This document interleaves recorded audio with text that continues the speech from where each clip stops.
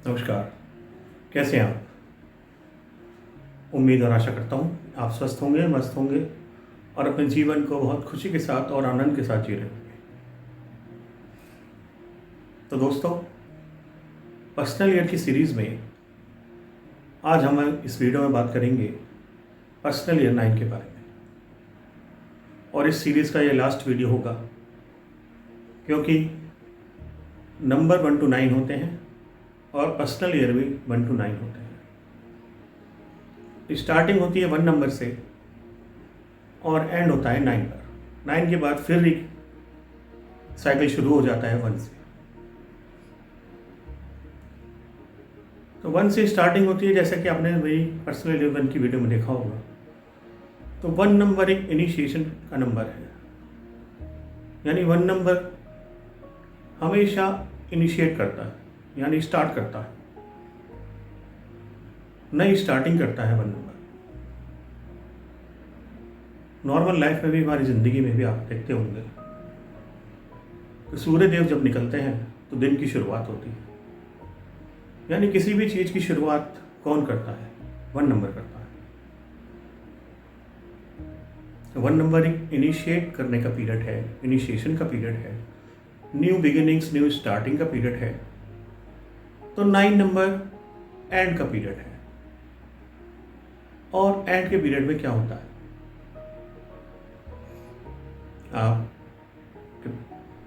आप अगर बिजनेस करते हैं या आप जॉब भी करते हैं किसी कंपनी में,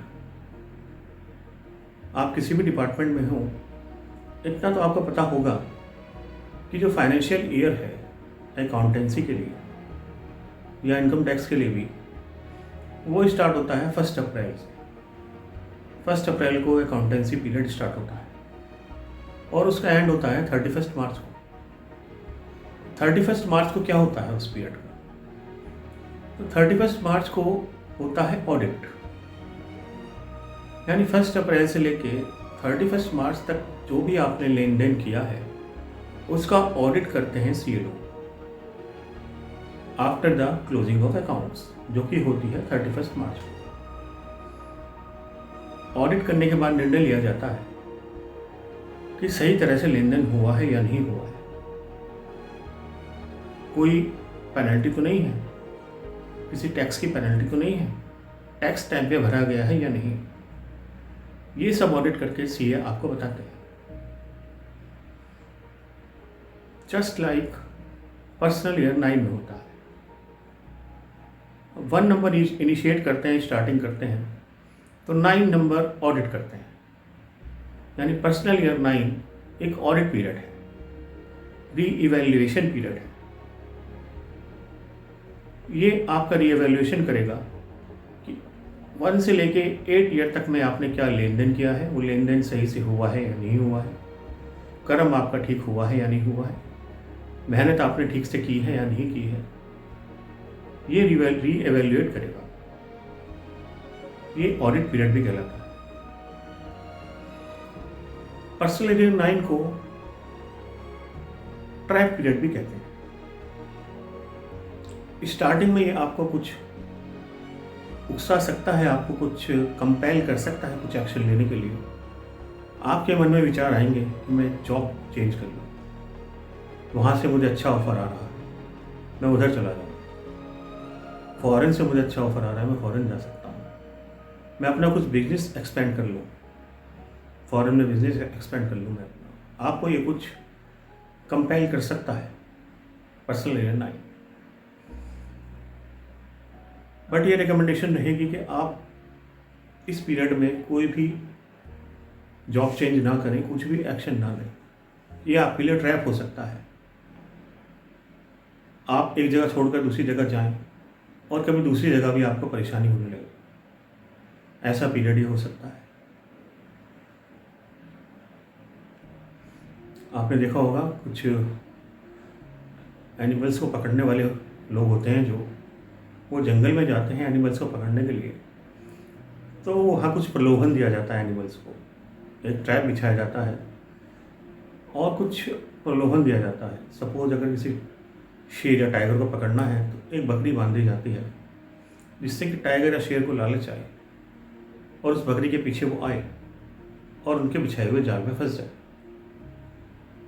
ये पीरियड ऐसा ही पीरियड है, आपको कंपेल करेगा, आपके मन में भावनाएं उठेंगी कि आप अपनी जॉब चेंज कर लें, कुछ नया कर लें, कुछ अपना नया बिजनेस एक्सपेंड कर लें, बट ऐसा नहीं करना है। ये ट्रैप पीरियड हो सकता है आपके लिए। आप अगर चेंज करके जाएंगे तो आपको आगे जहाँ जाएंगे वहाँ परेशानी हो सकती है। हो सकता है पहले वाली जगह से ज़्यादा परेशानी आपको जहाँ आप जा रहे हैं वहाँ हो जाए। तो इस बात का विचार करिएगा। अगर आपका पर्सनल ईयर 9 आया है आपकी बर्थ डेट के साथ कैलकुलेट करने पर, तो ये आपका री इवैल्यूएशन पीरियड है, ऑडिट पीरियड है। स्टार्टिंग में ये आपको उकसाएगा एक्शन लेने के लिए, कंपेल करेगा आपको कुछ चेंज करने के लिए, तो वो आपको नहीं करना है। बट लास्ट के 3 मंथ्स में, यानी पर्सनल ईयर 9 जब एंड होने वाला होता है, तो लास्ट के 3 मंथ में दिसंबर ऑनवर्ड या नवंबर ऑनवर्ड ये आपको कुछ लाइट दिखा सकता है। यानी कि आपके किए हुए प्रयासों को लिए आपको कुछ लाइट दिखा सकता है कि हाँ आपके प्रयास कुछ सफल हो रहे हैं। तो ये पर्सनल ईयर 9 का बिहेवियर है। अगर आपकी बर्थ डेट के साथ कैलकुलेट करने पर आपका पर्सनल ईयर 9 आया है, तो ये वीडियो आपके लिए है, आपको जरूर देखनी चाहिए। अब देखते हैं पर्सनल ईयर 9 का मूलांक 1 से लेकर 9 तक के लिए क्या कंपैटिबिलिटी है और कितना परसेंट पर्सनल ईयर 9 में मूलांक 1 से लेकर 9 तक के लोग सेव हो सकते हैं और ऑडिट पीरियड से सक्सेसफुली बाहर हो सकते हैं। सबसे पहले इनिशिएशन का नंबर, स्टार्टिंग का नंबर, नंबर 1, सन का नंबर, किंग का नंबर। अब किंग के घर सेनापति आए हैं, 1 साल के लिए आए। हालांकि गहरी मित्रता है, आपस में खूब बनती है, बट फिर भी ऑडिट तो ऑडिट ही होता है।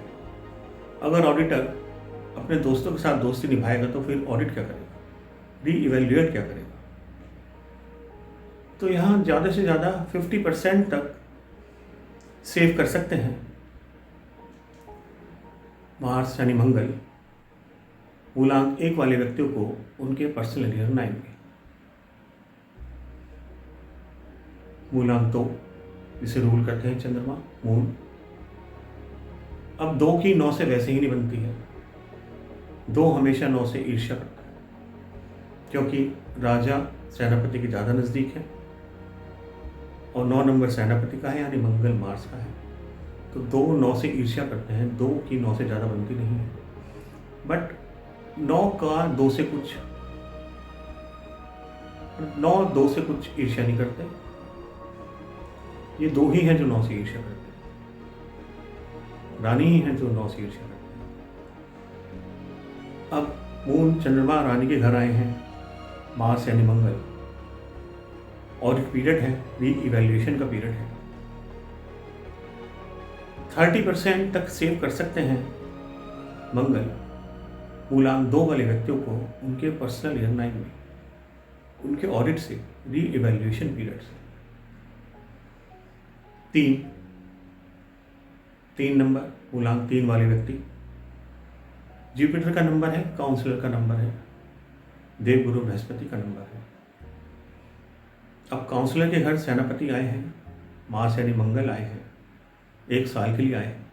इनका भी ऑडिट होगा, भले ही देवगुरु हो, बट ऑडिट इनका भी होगा। तो मूलांक 3 वाले व्यक्तियों को 30 to 40% सेव कर सकते हैं मार्स उनके पर्सनल ईयर 9 में। उनके इवैल्यूएशन से उनको 40 to 50%, 30 to 40% सेव कर सकते हैं मार्स मूलांक 3 वाले व्यक्तियों को उनके पर्सनल ईयर 9 में।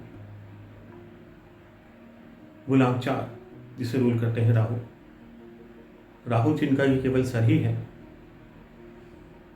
अब राहु के घर मंगल आए हैं, 1 साल के लिए आए हैं। मंगल सेनापति, सात्विक व्यक्ति, और राहु रिबेलियस व्यक्ति, गुंडे टाइप के व्यक्ति। अब उनके घर मंगल आ गए, 1 साल के लिए आए हैं। 10 to 20% 4 नंबर मूलांक वालों को सेव कर सकते हैं मंगल उनके ऑडिट पीरियड में, यानी उनके पर्सनल ईयर 9 में।